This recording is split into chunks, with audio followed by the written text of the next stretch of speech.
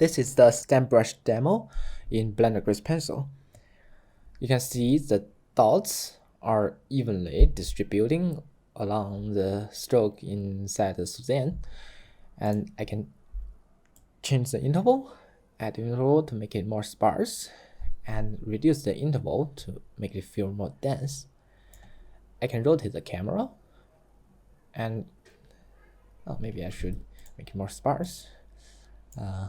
You can see that no matter how I rotate the camera, the dots are still evenly distributed along the polyline.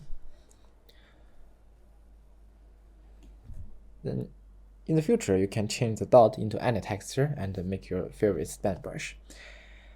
So how do we render those 3D polyline into your 2D screen?